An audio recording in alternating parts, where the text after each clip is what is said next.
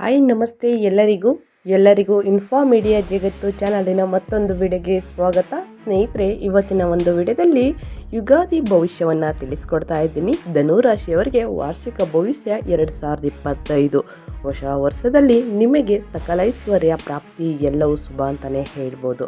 ಹಾಗಿದ್ರೆ ಯಾವ ವಿಷಯದಲ್ಲಿ ಶುಭ, ಯಾವ ವಿಷಯದಲ್ಲಿ ಅಶುಭ, ಟೋಟಲ್ ಇನ್ಫಾರ್ಮೇಷನ್ನ ಇದೇ ವಿಡಿಯೋದಲ್ಲಿ ತಿಳಿಸ್ಕೊಡ್ತೀನಿ. ಇದನ್ನೆಲ್ಲ ತಿಳ್ಕೊಬೇಕು ಅಂದರೆ ಎಲ್ಲೂ ಕೂಡ ವಿಡಿಯೋನ ಸ್ಕಿಪ್ ಮಾಡಬಾರ್ದು. ಸ್ಕಿಪ್ ಮಾಡಿದ್ರೆ ಫುಲ್ ಇನ್ಫಾರ್ಮೇಷನ್ ಅರ್ಥ ಆಗಲ್ಲ. ಸೊ ಹಾಗಾಗಿ ಎಲ್ಲ ವಿಡಿಯೋದಲ್ಲೂ ತಿಳಿಸೋದಿಷ್ಟೇ, ಮೊದಲಿಂದ ಕೊನೆ ತನಕ ವಿಡಿಯೋನ ವಾಚ್ ಮಾಡಿ. ವಿಡಿಯೋದಲ್ಲಿ ಒಳ್ಳೆ ಮಾಹಿತಿ ಸಿಕ್ಕಿದ್ದಲ್ಲಿ ತಪ್ಪದೆ ವಿಡಿಯೋಗೊಂದು ಲೈಕ್ ಮಾಡಿ. ಇನ್ನೂ ನನ್ನ ಚಾನಲ್ನ ಸಬ್ಸ್ಕ್ರೈಬ್ ಮಾಡ್ಕೊಂಡಿಲ್ಲ ಅಂದರೆ ತಪ್ಪದೆ ಸಬ್ಸ್ಕ್ರೈಬ್ ಮಾಡಿಕೊಂಡ್ರೆ ಇದೇ ರೀತಿ ಹೊಸ ಅಪ್ಡೇಟ್ನ ದಿನನಿತ್ಯ ತಿಳ್ಕೊತೀರಾ. ಇದರ ಜೊತೆಗೆ ಸರಳ ಪರಿಹಾರವನ್ನು ಕೂಡ ತಿಳಿಸಲಾಗುತ್ತದೆ.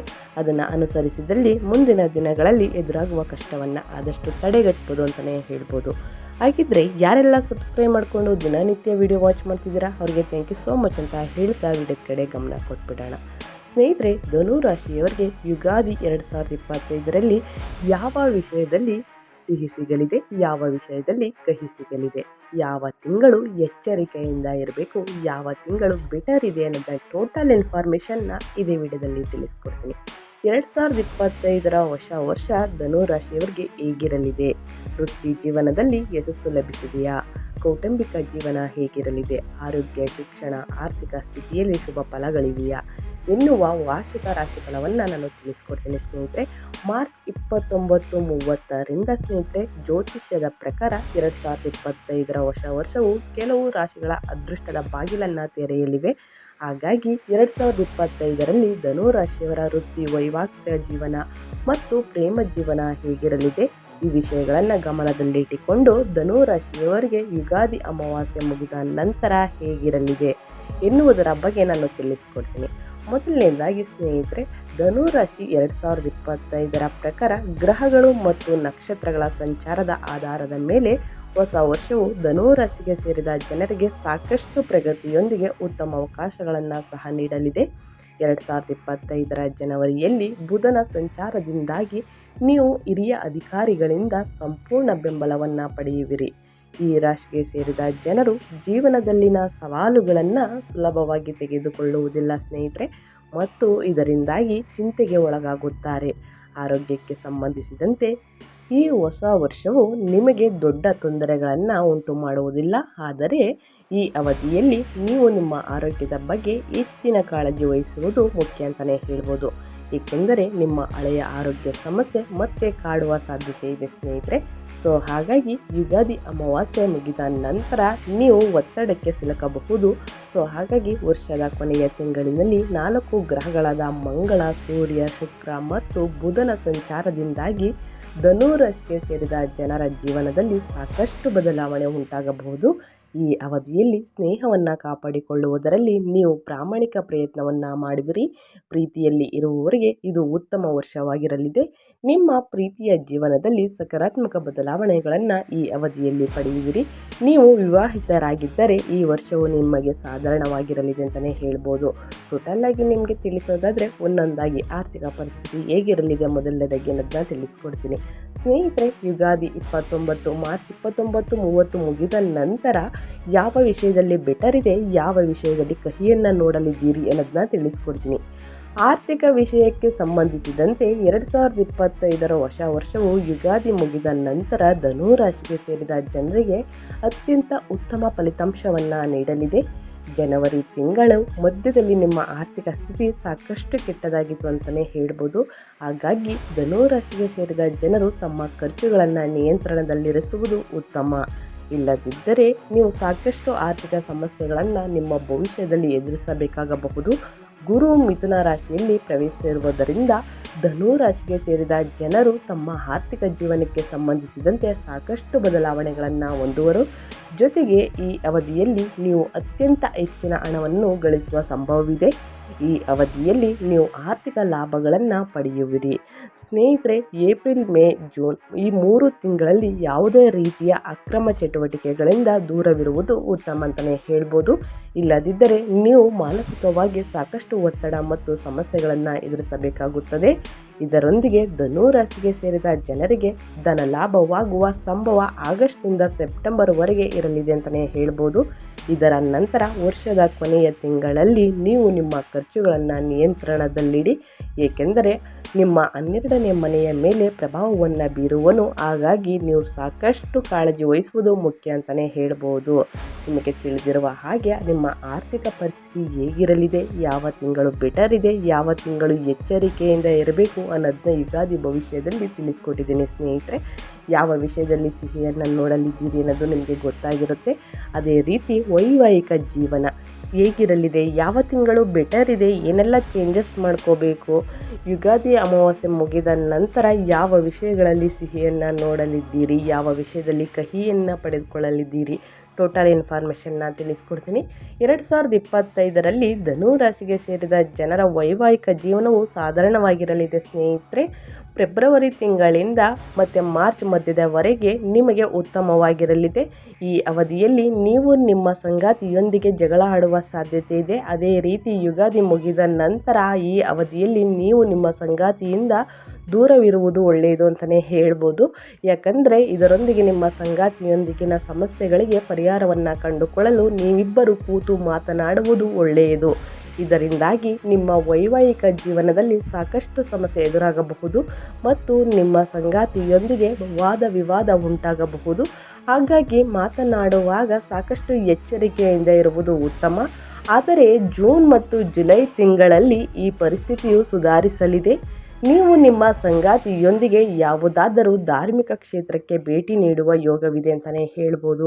ಯಾವುದೇ ವಿಷಯ ಬಂದರೂ ಕೂಡ ಸ್ನೇಹಿತರೆ ಕೂತು ಮಾತನಾಡಿ ಬಗೆಹರಿಸುವುದು ಉತ್ತಮ ಅಂತಲೇ ಹೇಳ್ಬೋದು. ಆದಷ್ಟು ವಾದ ವಿವಾದಗಳಿಂದ ದೂರ ಇರಿ ಧನುರಾಶಿಯವರು ಅಂತ ಹೇಳ್ತಾ, ಇನ್ನು ಮುಂದಿನದಾಗಿ ಪ್ರೇಮ ಜೀವನ. ಯುಗಾದಿ ಅಮಾವಾಸ್ಯೆ ಮುಗಿದ ನಂತರ ಯುಗಾದಿ ಭವಿಷ್ಯದಲ್ಲಿ ಪ್ರೇಮ ಜೀವನದಲ್ಲಿ ಯಾವ ವಿಷಯಗಳಲ್ಲಿ ಸಿಹಿಯನ್ನು ನೋಡಲಿದ್ದೀರಿ, ಯಾವ ವಿಷಯದಲ್ಲಿ ಕಹಿಯನ್ನು ನೋಡಲಿದ್ದೀರಿ ಅನ್ನೋದನ್ನ ತಿಳಿಸ್ಕೊಡ್ತೀನಿ. ಅದೇ ರೀತಿ ಯಾವ ತಿಂಗಳು ಬೆಟರ್ ಇದೆ ಅನ್ನೋದನ್ನು ಕೂಡ ತಿಳಿಸ್ಕೊಡ್ತೀನಿ. 2025ರ ಹೊಸ ವರ್ಷದ ಧನು ರಾಶಿಗೆ ಸೇರಿದ ಜನರು ಪ್ರೀತಿಯ ಜೀವನಕ್ಕೆ ಸಂಬಂಧಿಸಿದಂತೆ ಉತ್ತಮ ಫಲಗಳನ್ನು ಪಡೆಯುವರು. ಈ ಹೊಸ ವರ್ಷದಲ್ಲಿ ಪ್ರೀತಿಯಲ್ಲಿರುವ ಧನು ರಾಶಿಗೆ ಸೇರಿದ ಜನರು ಪ್ರೇಮ ವಿವಾಹವಾಗುವ ಸಂಭವವಿದೆ. ಆದರೆ ವರ್ಷದ ಆರಂಭದಲ್ಲಿ ನೀವು ನಿಮ್ಮ ಸಂಗಾತಿಯೊಂದಿಗೆ ಜಗಳವಾಡುವ ಸಂಭವವಿದೆ. ಇದರಿಂದಾಗಿ ನೀವು ಭಾವನಾತ್ಮಕವಾಗಿ ಸ್ವಲ್ಪ ತೊಂದರೆಗಳನ್ನು ಎದುರಿಸುವಿರಿ. ಇದರಿಂದಾಗಿ ನಿಮ್ಮ ಸಂಗಾತಿಗೆ ಸ್ವಲ್ಪ ಸಮಸ್ಯೆ ಉಂಟಾಗಬಹುದು. ಆದ್ದರಿಂದ ನೀವು ನಿಮ್ಮ ವ್ಯಕ್ತಿತ್ವದಲ್ಲಿ ಸ್ವಲ್ಪ ಸುಧಾರಣೆಯನ್ನು ತರುವುದು ಉತ್ತಮ. ಮಾರ್ಚ್ ಮತ್ತು ಏಪ್ರಿಲ್ವರೆಗೆ ನೀವು ನಿಮ್ಮ ಸಂಗಾತಿಯೊಂದಿಗೆ ಹೊರಗೆ ಸುತ್ತಾಡಲು ತೆರಳುವ ಮೂಲಕ ನಿಮ್ಮ ಸಂಬಂಧವನ್ನು ಬಲಪಡಿಸಿಕೊಳ್ಳಿ ಸ್ನೇಹಿತರೆ. ಈ ವರ್ಷ ಪೂರ್ತಿ 3ನೇ ವ್ಯಕ್ತಿಯ ಪ್ರವೇಶದಿಂದ ನಿಮ್ಮ ಸಂಬಂಧ ಹಾಳಾಗ್ಬೋದು ಎಂಬುದನ್ನು ಅರ್ಥ ಮಾಡಿಕೊಳ್ಳುವುದು ಉತ್ತಮ. ಹಾಗಾಗಿ ನಿಮ್ಮ ಮತ್ತು ನಿಮ್ಮ ಸಂಗಾತಿಯ ನಡುವೆ 3ನೇ ವ್ಯಕ್ತಿಯ ಪ್ರವೇಶವನ್ನು ದೂರವಿಡಿ. ವರ್ಷದ ಕೊನೆಯಲ್ಲಿ ನೀವು ನಿಮ್ಮ ಸಂಗಾತಿಯನ್ನು ಮನೆಯವರಿಗೆ ಪರಿಚಯಿಸುವ ಬಗ್ಗೆ ನಿರ್ಧಾರವನ್ನು ತೆಗೆದುಕೊಳ್ಳಿರಿ ಅಂತಲೇ ಹೇಳ್ಬೋದು. ಈ ಅವಧಿಯಲ್ಲಿ ನಿಮಗೆ ನಿಮ್ಮ ಮನೆಯಲ್ಲಿ ಸದಸ್ಯರ ಬೆಂಬಲ ದೊರಕುವುದರೊಂದಿಗೆ ನಿಮಗೆ ಪ್ರೇಮ ವಿವಾಹವಾಗುವ ಸಂಭವವಿದೆ ಸ್ನೇಹಿತರೆ. ಇನ್ನು ವೃತ್ತಿ ಜೀವನದ ಬಗ್ಗೆ ತಿಳಿಸ್ಕೊಡ್ತೀನಿ. 2025ರ ಯುಗಾದಿ ಭವಿಷ್ಯದ ಪ್ರಕಾರ ವೃತ್ತಿ ಜೀವನ ಹೇಗಿರಲಿದೆ, ಯಾವ ವಿಷಯದಲ್ಲಿ ನೀವು ಸಿಹಿಯನ್ನು ನೋಡಲಿದ್ದೀರಿ, ಯಾವ ವಿಷಯದಲ್ಲಿ ಕಹಿಯನ್ನು ನೋಡಲಿದ್ದೀರಿ ಅನ್ನೋದನ್ನ ತಿಳಿಸ್ಕೊಡ್ತೀನಿ. ವೃತ್ತಿ ಜೀವನಕ್ಕೆ ಸಂಬಂಧಿಸಿದಂತೆ 2025ರ ಹೊಸ ವರ್ಷವು ಮಿಶ್ರ ಫಲಗಳನ್ನು ನೀಡಲಿದೆ. ಯುಗಾದಿ ಅಮಾವಾಸ್ಯೆ ಮಾರ್ಚ್ 29-30ನೇ ತಾರೀಕು ಮುಗಿದ ನಂತರ ವಿಶೇಷವಾಗಿ ವರ್ಷದ ಆರಂಭದಲ್ಲಿ ನೀವು ನಿಮ್ಮ ಕ್ಷೇತ್ರಗಳಲ್ಲಿ ಪ್ರಗತಿಯನ್ನು ಹೊಂದುವಿರಿ. ನಂತರ ಗ್ರಹಗಳ ಸಂಚಾರವು ನಿಮ್ಮ ಮೇಲೆ ಪ್ರಭಾವವನ್ನು ಬೀರುವುದರಿಂದ ನೀವು ಪ್ರತಿಯೊಂದು ಕೆಲಸಗಳಲ್ಲಿ ಯಶಸ್ಸನ್ನು ಸಾಧಿಸುವಿರಿ. ಇದನ್ನು ನೋಡಿ ನಿಮ್ಮ ಹಿರಿಯ ಅಧಿಕಾರಿಗಳು ನಿಮ್ಮಿಂದಾಗಿ ಸಾಕಷ್ಟು ಸಂತೋಷವನ್ನು ಪಡುವರು. ಜೊತೆಗೆ ನಿಮ್ಮ ಕೆಲಸದಲ್ಲಿ ನಿಮ್ಮ ಸಹೋದ್ಯೋಗಿಗಳು ನಿಮ್ಮನ್ನು ಸಾಕಷ್ಟು ಹೊಗಳುವ ಸಂಭವವಿದೆ. ಈ ಅವಧಿಯಲ್ಲಿ ಧನು ರಾಶಿಗೆ ಸೇರಿದ ಜನರ ಪ್ರಗತಿಯನ್ನು ಪಡೆಯುವ ಸಂಭವ ಕೂಡಿ ಬರಲಿದೆ ಅಂತಲೇ ಹೇಳ್ಬೋದು. ಇದರೊಂದಿಗೆ ನಿಮ್ಮ ಹಳೆಯ ಕೆಲಸಗಳು ಅಪೂರ್ಣಗೊಂಡಿದ್ದರೆ ಈ ಅವಧಿಯಲ್ಲಿ ಅವೆಲ್ಲವೂ ಪೂರ್ಣಗೊಳಿಸುವ ಸಂಭವ ಕೂಡಿ ಬರ್ಬೋದು ಸ್ನೇಹಿತರೆ. ಅಕ್ಟೋಬರ್ ತಿಂಗಳ ನಂತರ 12ನೇ ಮನೆಯ ಅಧಿಪತಿ 7ನೇ ಮನೆಯಲ್ಲಿ ಚಲಿಸಲಿದ್ದಾನೆ. ಇದರಿಂದಾಗಿ ನಿಮ್ಮ ಕೆಲಸಕ್ಕೆ ಸಂಬಂಧಿಸಿದಂತೆ ವಿದೇಶಕ್ಕೆ ಪ್ರಯಾಣಿಸುವ ಯೋಗವಿದೆ. ಈ ಪ್ರಯಾಣವು ನಿಮಗೆ ಲಾಭದಾಯಕವಾಗಿರಲಿದೆ. ನೀವು ಹೊಸ ಜನರ ಭೇಟಿಯಾಗುವುದರೊಂದಿಗೆ ಸಾಕಷ್ಟು ಹಣವನ್ನು ಗಳಿಸುವಿರಿ. 2025ರ ಕೊನೆಯಲ್ಲಿ ಹೊಸ ಕೆಲಸವನ್ನು ಹುಡುಕುತ್ತಿರುವ ಜನರಿಗೆ ಅತ್ಯುತ್ತಮವಾದ ಅವಕಾಶಗಳು ದೊರಕಲಿದೆ. ವ್ಯಾಪಾರವನ್ನು ಮಾಡುತ್ತಿರುವ ಜನರಿಗೆ ಸಮಯ ಕಳೆಯದಂತೆ ಪ್ರಗತಿಯನ್ನು ಪಡೆಯುವ ಶುಭಯೋಗವಿದೆ ಅಂತಲೇ ಹೇಳ್ಬೋದು. ವೃತ್ತಿ ಜೀವನದ ಬಗ್ಗೆ ಹೇಳಬೇಕಂದ್ರೆ ಸ್ನೇಹಿತರೆ, ಯುಗಾದಿ ಹಬ್ಬ ಮುಗಿದ ನಂತರ ಸಿಹಿಯನ್ನೇ ನೋಡಲಿದ್ದೀರಿ ಅಂತಲೇ ಹೇಳ್ಬೋದು ಧನುರಾಶಿಯವರಿಗೆ. ಇನ್ನು ಧನುರಾಶಿಯವರಿಗೆ ಶಿಕ್ಷಣದ ಬಗ್ಗೆ ತಿಳಿಸ್ಕೊಡ್ತೀನಿ. ವಿದ್ಯಾರ್ಥಿಗಳು ಯಾವ ವಿಷಯಗಳಲ್ಲಿ ಶುಭ ಫಲಗಳನ್ನು ನೋಡಲಿದ್ದೀರಿ?